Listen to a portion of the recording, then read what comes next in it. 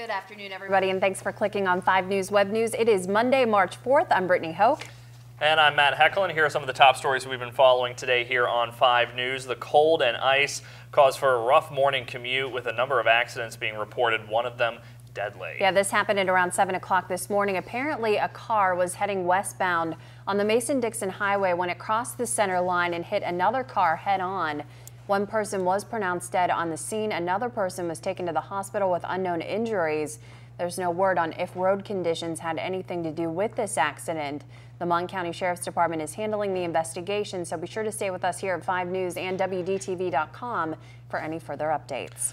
And we're working to get more information on a fire overnight in Marion County. Now, we don't have too many details right now. What we do know is that crews were called to the scene of a house fire on Rachel Road a little before midnight last night. The Farmington Volunteer Fire Department was in charge of the scene. Now, as soon as we can get more information, we'll be sure to pass it along to you. Meanwhile, a fire destroyed a home in Mon County early yesterday morning, and just a few hours later, they were called back to the scene. It started just before 11:30 Saturday night at a home on Ridgedale Road in Morgantown. It took crews about an hour and a half to get that fire under control. The owner of the home was there when the fire broke out, but was able to get out safely.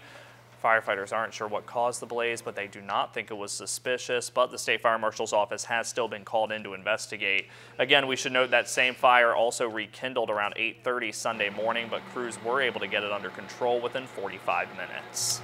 And the lawyer for Jared Green wants his conviction for the murder of a local law enforcement official thrown out. On Friday, Green's lawyer filed a motion for acquittal, asking a Greene County, Pennsylvania judge to dismiss most of Green's convictions. Last month, Green was sentenced to 25 to 50 years in prison for the February 18th crash last year that killed Sergeant Michael Todd May.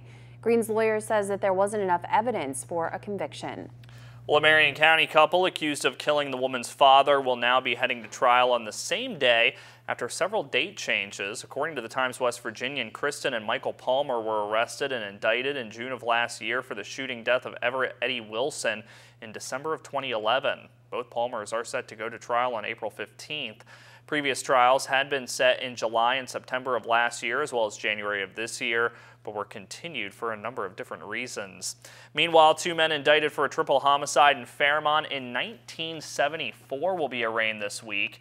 59-year-old Eddie Jack Washington is set to be arraigned today, while 64-year-old Philip Reese Bush will be arraigned on Wednesday. Washington was arrested last month in Florida, and Bush is an inmate at the Mount Olive Correctional Complex, serving 2 life sentences for double homicides in Fairmont in 1982. Both are charged with 3 counts of first-degree murder and 1 count of conspiracy to commit a felony. And Queen Elizabeth II left a London hospital today after a severe stomach bug. The British monarch spent the weekend battling symptoms of gastroenteritis before being hospitalized. Now, her hospital stay was originally planned for 2 days, but she stayed just 1 before leaving this morning. The Queen's schedule has been canceled for the rest of the week, including a planned trip to Rome. This was the first hospitalization for the 86-year-old Queen in 10 years. And the College of Cardinals are meeting today. These are the first formal meetings to discuss when to begin the conclave, which is the process they use to elect the next pope. The Cardinals will also discuss the issues facing the church and what kind of man would best be able to address them. They'll meet twice a day until they decide when to begin the official conclave, but this is expected to take a couple of days because not all of the Cardinals who will participate have arrived yet in Rome.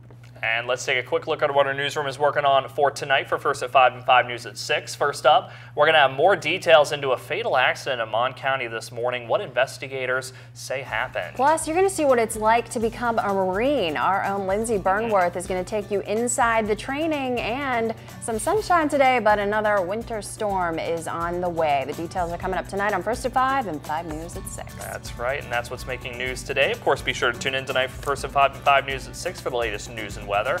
Until then, have a great day, everybody.